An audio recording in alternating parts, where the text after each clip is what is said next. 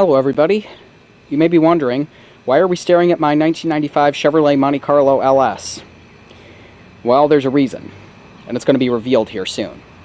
But first I'm going to give you a tour and an update on this car. You might be wondering, don't you only do tours and updates on the anniversaries, which in this case would be the 17th of July, since I bought this car on July 17th, 2021? Not quite.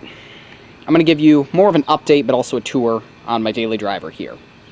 So let's go. As you can see here, this is one modification I did. This is a front license plate bracket. It's an OEM GM piece screwed into the bumper. I had a vintage Michigan license plate on there.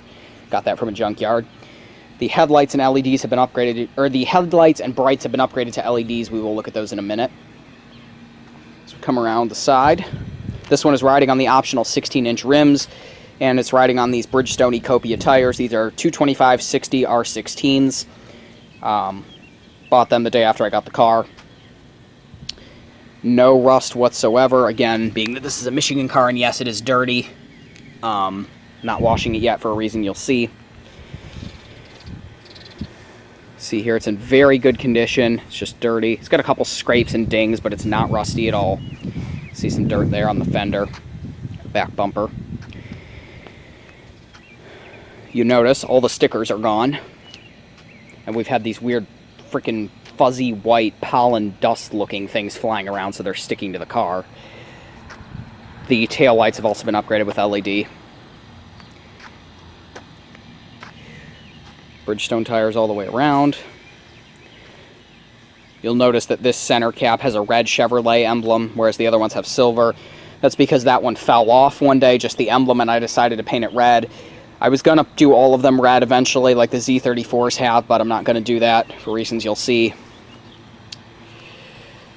So anyways, with that said, let's go inside. Oh yeah, and also this passenger's wiper arm is a replacement. So here are the keys. I have both sets of keys. I also have a third set with no remote. It's just aftermarket set that I've been using to keep these originals in good shape. Here's the original keys that were being used, and the originals still in good shape. This car has an aftermarket remote starter installed on it, which we'll demonstrate later. It's Avital. I'll use this one because it's more worn out. Unlock, lock, panic, which is holding the lock, the remote start in the trunk. So we'll unlock it. Pressing the button once unlocks everything. So we'll come around here.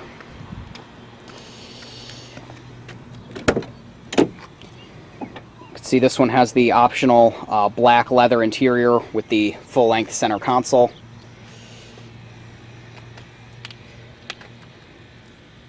Big door panel. And yes, it does need to be vacuumed, and I have these floor mats in there, but yeah.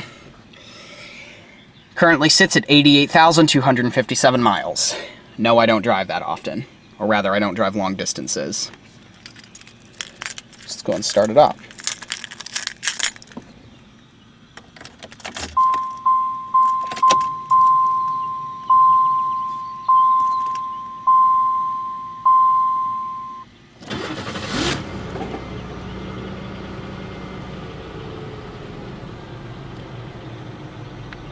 Starts up very nicely, as you can hear.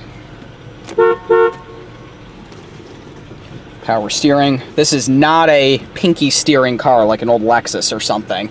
This is heavy power steering, old school American power steering. See the wheels leather wrapped. I'll turn on the headlights here, on the hazards. This button's a little broken. You gotta kind of play with it. Hold on, let me get it. There we go.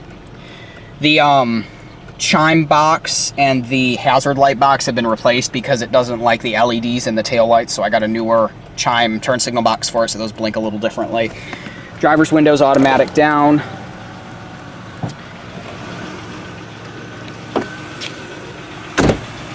Come around here and I'll show you. You can see the LED headlights up here. These are from Amazon. They're extremely bright, and they weren't that expensive either. Come around to the back. I'll kick the brights on, which we'll look at in a second. And you can see the instant on and off tail lights. These are red bulbs too, so they're a lot brighter. Tail lights, turn signals, and brake lights are all one piece on this car. And we'll come up here and look at the brights. You can see the turn signals flash in cadence when the headlights are on. And there is the brights, which are extremely bright. This model, I'll show you here, does not have daytime running lights. That became standard in 1997. The low beams, or the high beams, would come on at a reduced brightness. We'll pop the hood as well. I put the headlights in, by the way, if I didn't mention. Pop the hood. This particular model has the base engine, which is a 3.1 liter 3100 V6. It makes 160 horsepower and 185 pound-feet of torque. It is not a fast engine. You would think 160 horsepower, yeah, it's slow. It is really slow, unfortunately. The model with the 3.4 liter V6 had 210 horsepower. I bet that would be a lot more fun to drive than this thing. This thing is like driving a grandma car around, honestly. But, contrary to what many might believe, this engine is bulletproof. I have never had a single issue with this engine in the 11 months that I've owned this car. I've driven it all over, and it has never once not started. It has never once stranded me. It has never once costed me a single dime in repairs to this engine or this transmission. It just runs like a clock every time I start it up. No dead batteries, no nothing. It's amazing. I just had the oil change and the coolant flushed in it. I'm fairly certain that there's a coolant leak because, well, I'll talk about it later. But the engine itself, the core of the engine, it's been perfect.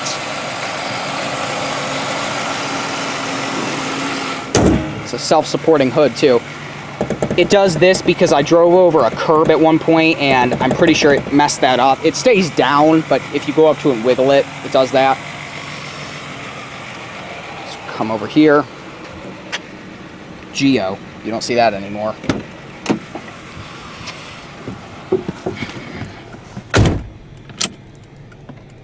Yeah, this button's broke. It's been like that since I got the car. So let's talk about features. Have the power window right here. It's a non-automatic down and up. Power mirrors right here, which are absolutely tiny. Power door locks right there. Door release, obviously. These are very heavy doors. Big door pocket, nice handle. The headlight controls with the gauge dimmer, which you can see here. It's kind of hard to see, but you can see a little in the light there. And then it also dims on the radio. Vent here, which is, I like these vents. They're very configurable. Little cigarette pocket. Trunk release and the parking brake, which lights up there. It works. Speaker down there. Over here you have the turn signal controls.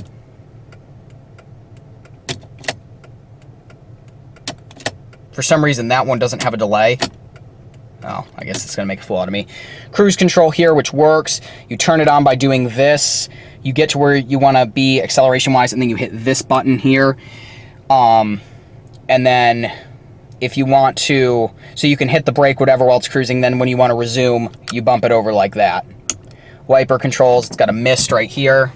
And then obviously all kinds of different delay settings you can do. All the way up to low right there. And then high. And then, of course, to wash it, you push this back. And it washes the windshield. Gauge cluster here, very simple to read. This is the nicer gauge cluster with the tachometer. Up on the right there, the speedometer, the odometer, the trip odometer, and the gas gauge and the temperature gauge down there. Up here, you have the visors, which are kind of pointless because you really can't see much when they're down. Ironically, this is a lighted one. I don't know why they both aren't. The mirror here, which has fallen off many times, has map lights under here, and it's manual dimming. The climate controls here. The AC works all right. It's not the best, but it is cold eventually. Max AC, upper and lower, upper, lower, lower and defrost, and front defrost, and then rear defrost like that. Heat and the temperature, which is single zone. It gets cold eventually, but not for a while. Vents in the middle there. The radio, which this is the original Delco radio, it still works. You can see it's got a backlight in it. It's not a bad radio. It's not the best, but it's not bad, contrary to what people might say, and it's got all kinds of presets. Speed control, volume, tuner right there. Seek, recall, scan, the equalizer, the auto tone, which is like the different, how you want it to sound, manual, hour, minute for the clock, CD player, very simple. That down there is pretty much CD storage or cassette storage. I used it for CDs. Down here is the one and only cigarette lighter in the car with the original little insert, which does work.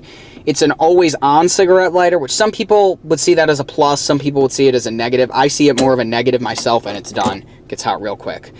I see it more of a negative because I used to have a dash cam in here, and it was very annoying that you had to unplug it every time you wanted to get in. Transmission lever, it's on the floor. This is a replacement shift knob. The original one was all scuffed. This is the 4-speed automatic with overdrive. There's overdrive. And low gears down there. The ashtray right here, which this piece has been broken since I bought the car. It's an ashtray. Cup holder with an insert. It's only one cup holder, unfortunately. Center console lid, this has also been broken pretty much since I got the car. It's been glued multiple times, and I can never seem to get it to stick, although it is a big center console there. What else? Glove box over here, which is locking. We'll look at that more. There's the manual and my insurance. 2 airbags.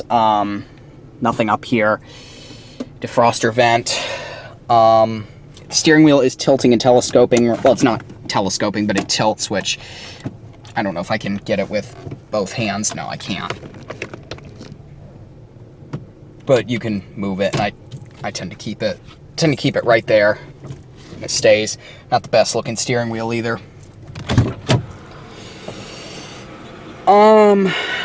Gas and brake down there, which I guess since the car, it's anti-lock. Forgot to mention that. I guess since the door's open now, we can listen to it rev.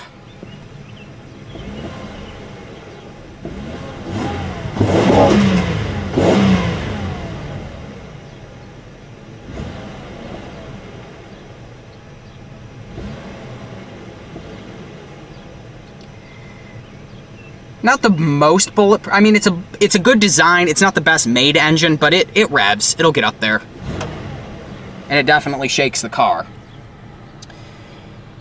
There's the dimmer. I showed that.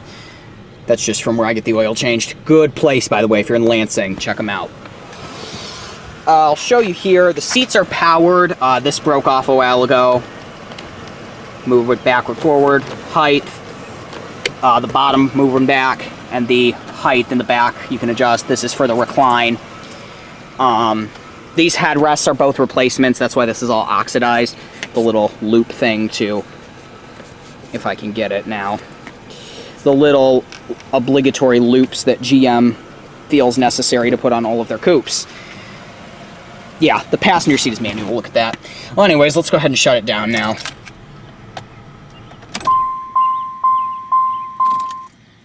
I like that chime too. If I can show you. Don't see a lot of those anymore. I like that sound. It's a new sticker. So we'll go show you the back here. Unlike newer GM models, to get to the back, you just move this out of the way. You pull the seat forward. This does nothing. It just sort of, it kind of gives you a handle. It doesn't move the bottom forward. Coming back here. Leather back here as well. The seat is positioned where I normally sit, which is almost all the way back. Seat back pocket. It's not the least bit uncomfortable back here. I mean, it's not the best. I mean, it's a coupe after all. My head is almost hitting the ceiling. But for a mid-sized coupe, you know, it's not bad. I can scoot down a little. I'm 5'8". Ashtray back here. Dome light. Windows are decent size. The seatbelts are not adjustable, which I despise. I guess they figured because there's a loop, they don't need to be. Despise that, despise that, despise that. I normally have the headrest position here, more because that's where the seatbelt fits on me the most comfortable. I hate that. Don't know why, because the Lumina had adjustable seatbelts. I don't know why they couldn't put them on this. Pretty easy to get out as well. I have floor mats back here. I'll show you if you were to move the seat all the way forward. There's pieces of the broken lever. If you were to move the seat forward, I mean, you can see here, it's like stepping into a normal four-door car almost. Of course, no one sits with the seat that far up unless you're short. But I'll show you here. Even if we put the seat all the way back, which for the record, I personally believe that all coupes should have manual seats because no one wants to do this if you want to make extra room. It's not the worst. I mean, I think there are some compact sedans that have negligible back seat room. I tend to leave it about right there. This retractor is really worn out, so you can leave the seatbelt out like that. Not broken, but you know. The original headrests I have, the loops are not all oxidized. These are junkyard loops from a junkyard Monte Carlo that I've probably still yet to upload. In fact, I don't think I have. But yeah, these loops are really oxidized. But I got them because the headrests on mine, one day I took the little holders out because I wanted to put seat covers in, and then I didn't realize that they would never go back the same way, so once I put them back in, these flopped around, so I nabbed those up because they hold onto the headrest as you move them like they're supposed to. Fuel door right here. No cord or whatever. You can open the trunk multitude of ways. There's the key fob, there's the button inside, or there's just the key, which of course is the bigger key.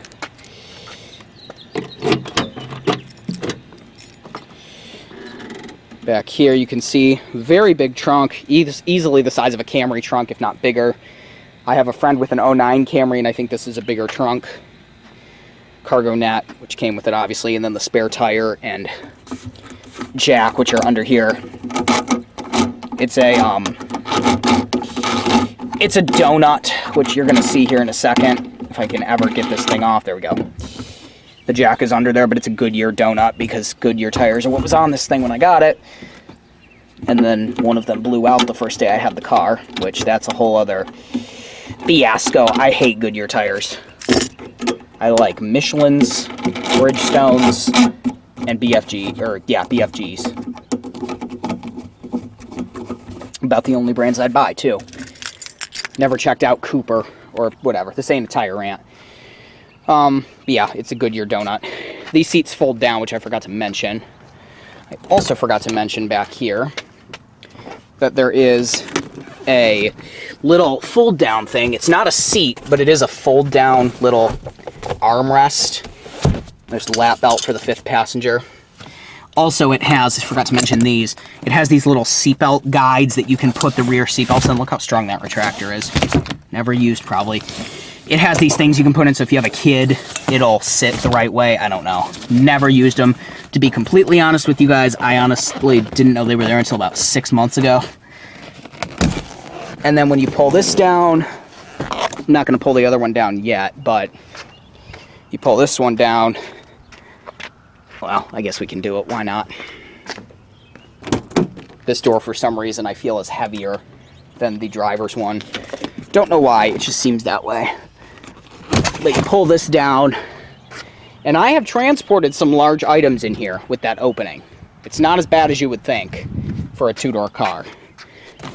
Fold that back up. Yeah, the opening that the trunk creates is not horrible. This carpet needs to be tucked back in. Do that, and then you're all good.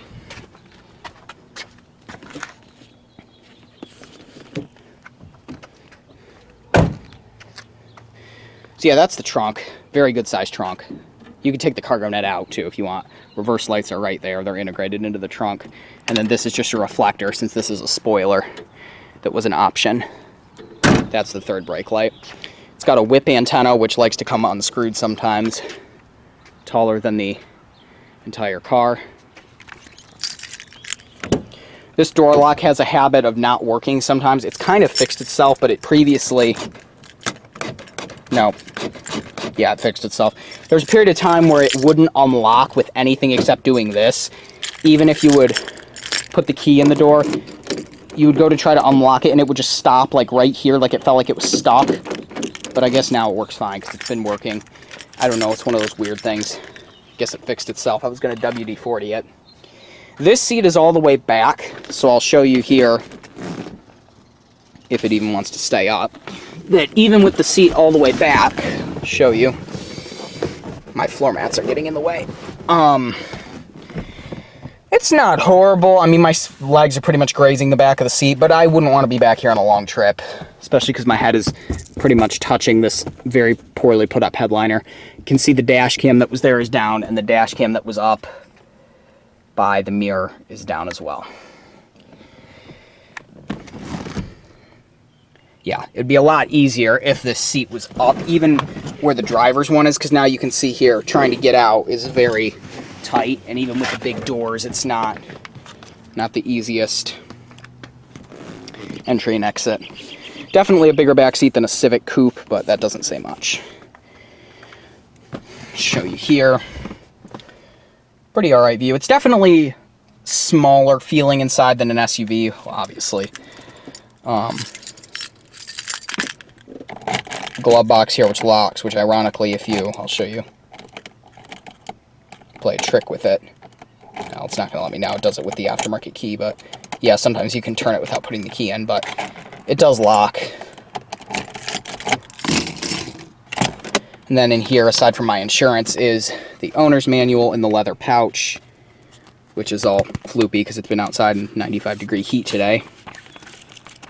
Owner's manual right there, which fits there.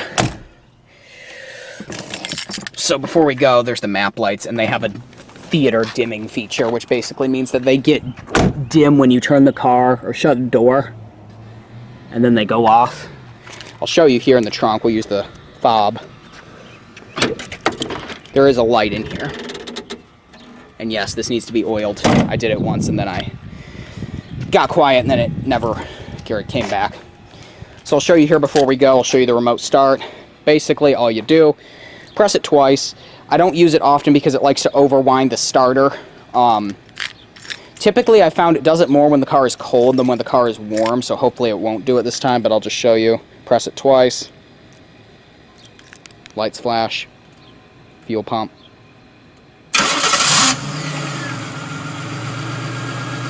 Nope, it didn't wind the starter that time. That's good. And then when you do that, the parking lights come on, and then the tail lights come on sort of at their dimmed brightness as well. So then what you'll notice in here is that, oh, the windows come down. I was going to say, none of the power accessories are on. Radio doesn't do anything. These do come on. So in the winter, if you wanted to have the defroster set to come on, you could. But I'll show you here. If you hit the brake, kills it. So I'll show you again. We'll remote start it again, although you have to have the door closed. Well, no, we'll just start it from out here. Hit the button again, and you can see the lights inside will flash as well. Watch closely.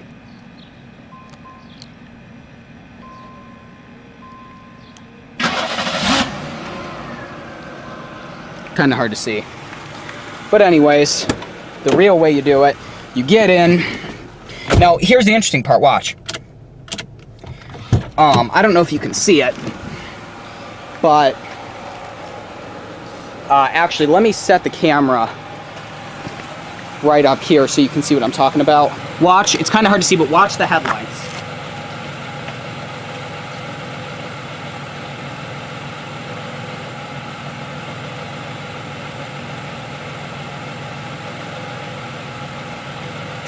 It's almost like daytime running lights, except when you come over here again to get in the car and drive it, now you take the ignition key, wrong ignition key, I want to use the more worn out one. Take the ignition key, put it in, now the radio comes on, and as soon as you put your foot on the brake, lights go off, so do those parking lights, and then you can put it down into drive. It's that simple. So we'll kill the car. Actually, first we're going to roll down the windows because it is hot out, even now. So, while we're here, Oh, you can hear the chime. Oh yeah, the ignition is not super strong, so sometimes you can, it does it more with the copy keys, but you can, yeah, turn the key and stuff without the key, or the ignition without the key in. So anyways, let's have a talk. Okay folks, let's have a talk here. Hopefully you can see me. There we go. So, I have owned this car for 11 months. So you might be wondering, why is it all cleaned out and stuff? Why is it empty? Why is there nothing left inside? Well, it's a difficult thing for me to say, but we're going to sell it. I'm voluntarily going to sell this car. I don't really want to, but in the end of the day, I kind of do, and here's why. I bought this car from an old man who was a mechanic. The original owners of this car lived in Michigan. They bought this car from Draper Chevrolet in Saginaw. It had the sticker on it when I bought it, which I peeled off. The original owners bought it and used it as a secondary car. They never daily drove it. They would go to Arizona in the winters and they would drive this car. They drove it there and then drove it back and it slept all summer. Never driven. Never driven in any Michigan winters. That's why it's not rusty. So, what I thought at the time was, oh, this guy got it from them or someone else, one of their kids, whatever, and he decided to sell it. Well, now I realize the reason that he decided to sell it. This car has issues. And it may not appear so. You might think, oh, it's only got 88K. What do you mean it's got issues? It's in really good shape. It's not. It has a coolant leak somewhere that I have yet to figure out and don't want to. This car takes Dexcool, which was the very beginning of Dexcool. And I had an overheating problem, and I didn't know why. Well, it turns out it's because the coolant tank was dry. Dry. Brown, sludgy, and dry. So I was like, oh, that's not good. Maybe that's why we have an overheating. I mean, this car was overheating in a red stoplight. And I was like, oh, that could be the reason. So, thanks to Vision Tire and Auto, which, bless them, amazing place. You want good work done to your car, you don't want some shoddy shit, go to Vision. Lansing on the corner of Pennsylvania and Saginaw. I can't talk. Pennsylvania and Saginaw. Cool, so we got the coolant done, and I was like, oh, we should look in the tank and see some orange Dexcool now, right? No. That coolant flush was done 2 days before I filmed this. Yeah, that's not right. And my dad looked at it, he goes, you gotta get rid of this car. And I was like, I know. I really don't want to sell this car. I love this car, it's very cool, but I can't do it anymore. I do not want to be the one to pump money into this car when it gets 120,000 miles. Who knows? And it has intake manifold gasket problems. It's a 3100. You know, what happens then? And then there's the question of fuel economy. When I bought this car, gas was about $3 a gallon, which is high. Thanks, Joe Biden. But it wasn't that high. Well, now gas is almost $5 a gallon where I live here in Michigan, and this car gets 19 miles per gallon in the city, which is good. I was living with it. Gets about 250 miles a tank, because all I do is city driving. And basically, it gets about 26 highway. It's rated at 29, but it gets about 26, I would say. It's just not, it doesn't fit my lifestyle anymore. And another thing is I want 4 doors. That's the other thing. I like coupes, I love them, but it's just not practical for me. It's really sad because I love this car, you know, it's my first car. I bought it with all my own money, I love it. I spent so much time and money just to get it perfect, and what's it do? It bites you in the ass. That's what General Motors does, they bite you in the ass. Now I'm still going to stick with them, because I don't learn my lesson. Pretty much, I'm looking at cars actively right now to buy. I have a certain car that I'd like to get. The only hint you're getting is that it's also a GM product. I wanted another Monte Carlo, specifically one with a 3800, but I can't do it. Only 3800 car I'm probably going to get now is going to be a LeSabre, which I don't know if I might get one, but yeah, I'm looking at another GM car that's not a LeSabre. LeSabre Park Avenue Regal would be my second choice, because at least then I have V6 power and it's still a large car. And big thing for me is it's got a column shifter, which the car I'm looking at does not. I love column shifters. This car's been reliable, sure, but when's it gonna end? You know, when's the transmission gonna go out? When's the engine gonna lock up? You know, it's not made for me. It's just not. It was not made to be. I spent good money on this car. In fact, I overpaid by most people's standards, and had 82,100 miles on it when I bought it. And that first damn sign of trouble should have been those tires. Granted, they were 18 years old, but still. People walking. I don't want to make this video. You know, I'm sitting here thinking, like, I mean, literally, I'm looking at it. I'm picturing myself, the few days after I bought it, when I was filming that video, revealing it all to you. I was sitting in this exact spot, you know, with that camera, filming on July, I think it was 19th, 2021, and I can visualize it so vividly, me sitting here, filming everything, so excited for this car's future. And this is what it's come to, is it's done. Haven't even had it a year, and I'm gonna get rid of it. I don't want to. I love this car. It's been reliable. But to what extent? You know?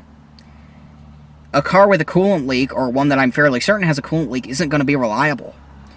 You know, my uncle, he had a 1997 Chevy Lumina LS, which was pretty much this car, just four-door. Had 220,000 miles on it, and it ran. But I'm not someone that likes to get new cars all the time, you know? I like new cars, but I don't like looking for them. I like to, you know, I would keep this car forever. I was planning on keeping this car at least till I graduated high school, if not longer. But mainly, it's come down to, thankfully, I'm in a position where I am able to sell this car where I'm at and come out ahead. I'm going to sell it now before it develops more problems. My uncle, he had one with 220K. It broke down all the time. Yeah, he drove it from here to Michigan and back, or from here to Ohio and back, because he lived in Ohio, but it wasn't reliable. It broke down all the time. He literally, $500 here and there was this car, pretty much. Same engine, trans. I don't want to do that. I don't want to go through that. It's a headache. He had a headache. He was so friendly with the people down at Red Top Body Shop on Dunsha Road in Akron, or Medina. He would go have beers with them after, you know, during the night, and I don't want that. I don't want to be friendly with the people. I mean, I'm friendly with people at Vision because I know them, but what can you do? Some of you might not like this decision, but at the end of the day, I'm not going to be getting a car as rare as this, unfortunately. I love driving red cars around. I love driving something rare around, but this car, I mean, as cool as it is, it's not a, you know, it's not a sought-after car. It's a 90 Chevy, and it's not a Vet or a Camaro or a Caprice, you know? It's a Monte Carlo front-wheel drive with a V6. It's not even the high-output V6, so it's like, it's not a valuable car. It's just not. These cars were not made to be here 26 years later, and I can vouch for that because since I bought this car, I have seen un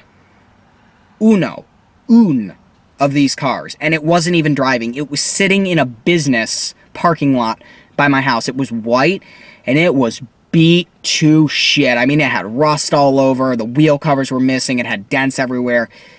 These cars were not made to be here in 30 years. These were made to last 10 or 15 years, 200,000 miles, throw it out. We're done. Buy a new car. Buy an Impala or something. And this one has lasted because it's been taken care of, but it's never going to be a desirable car. I mean, in 2040, are you going to go to a car show and say, oh, it's a 95 Chevy Monte Carlo? You know, I used to have one of those. That's so cool. It's not there. I mean, yeah, you go to a car show now and you see a Dodge Dart and it's cool, but like, this isn't that. It's like seeing a 2000 Honda Civic, you know, at a car show now. If you saw a 2000 Honda Civic, what? Does it have 20,000 original miles and it's in mint condition? This thing's not in mint condition. It's rust-free. There's a difference. In Michigan, rust-free and mint condition kind of go hand in hand. But it's not desirable, you know? It's got chips, it's got dings, it's got things that don't work. Not a lot, but a few. It's got some aftermarket mods. It's just not the car for me. And I hate to say it because I remember, and I'll never be able to replicate this feeling, was I remember I was in Bay City. I bought this car in Bay City.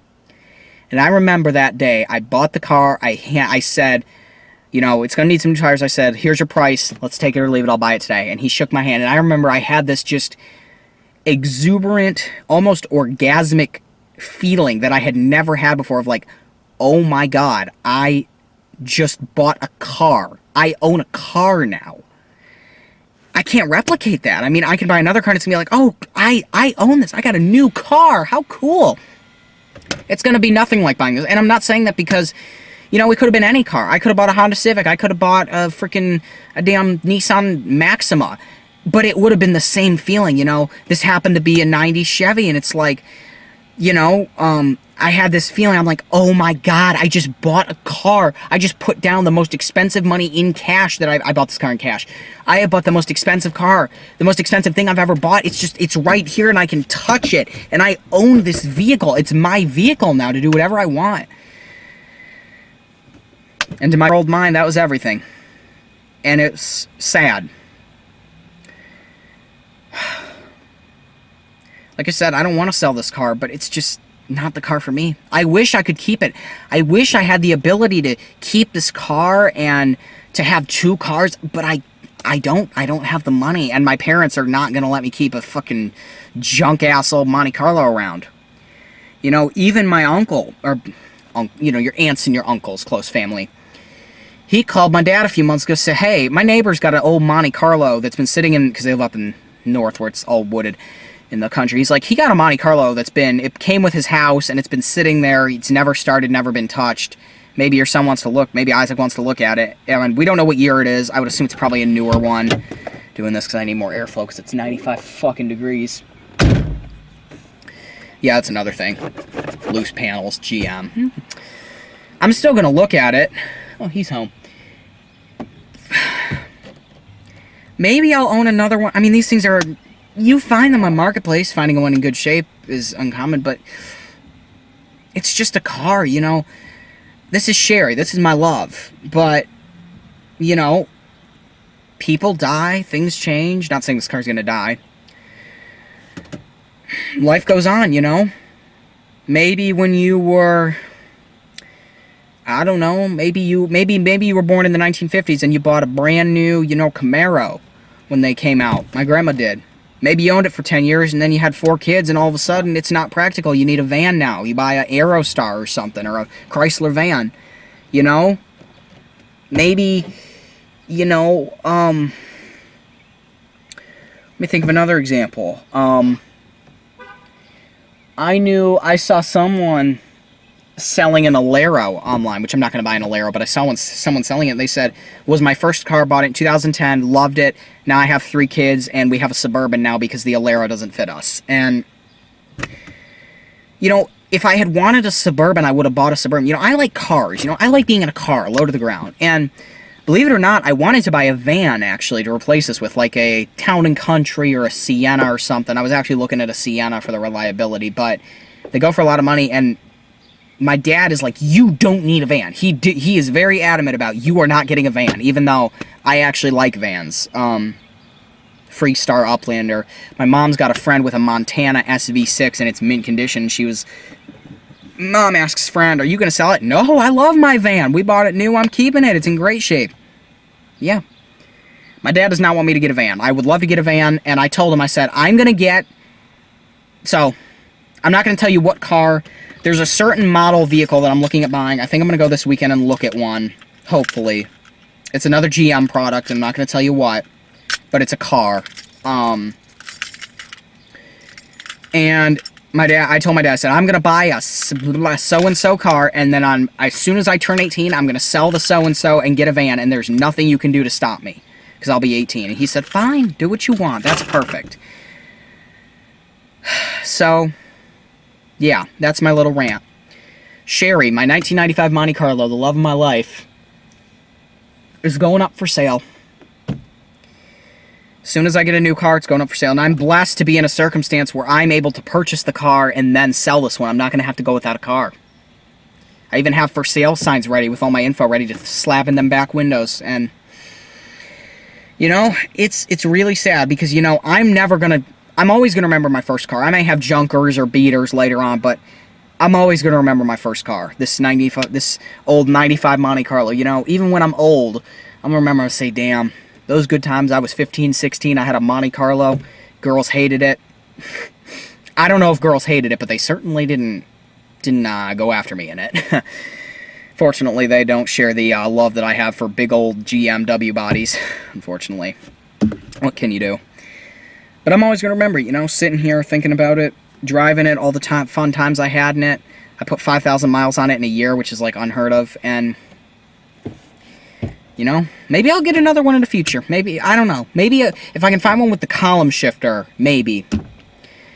But right now, you know, it's just sad. I need a different car. This just doesn't fit my lifestyle anymore. I love this car, and it's a damn shame that this is going to have to be the end of it. Not even an accident, God forbid an accident. I don't know. I don't know what to tell you. It's my decision. I made the decision. I said I want to sell it. My mom is not on board with it at all. By the way, she says, no, you should keep it. But I'm not going to... It's going to turn into a lemon. I know down the road it's going to turn into a lemon. So I'm going to get rid of it while I can. By the time you're seeing this, I probably have purchased a new car. Likely. Because I don't think I'm going to upload it just for shittles. But, you know, what you gotta do what you gotta do. You do what you gotta do. And this is what I have to do. So this is a send-off for Cheri, the 95 Monte Carlo LS. My first car, and the one I'll always remember best, most likely. One thing I don't understand about this car and the Luminas in general is that for some reason, in the cold, the chime pitch gets lower. So, like, in the summer, obviously, it sounds, when the car is warm, it sounds like this. Listen to this video I made of it in the winter.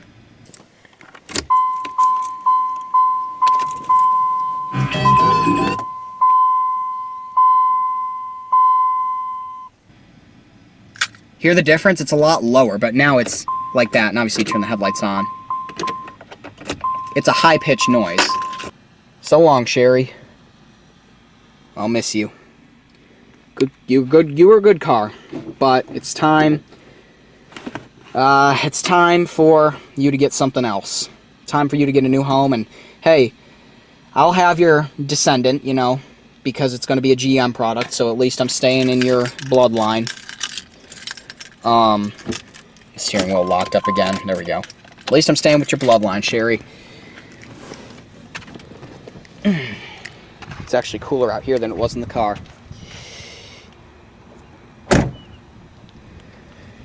And yeah, I'm going to miss driving something this eye-catching too, this red, torch red. Thank you for watching. Feel free to subscribe and click like if you like what you see, and follow me on the web, wix.com/theelevatorworld/fans. F in the chat for Cheri. At least it didn't have to go out with an accident, God forbid. Not as big, but just as fun. That's what we say about the new car. Won't be as big, but it'll be just as fun. Take care, everyone, and so long, Cheri.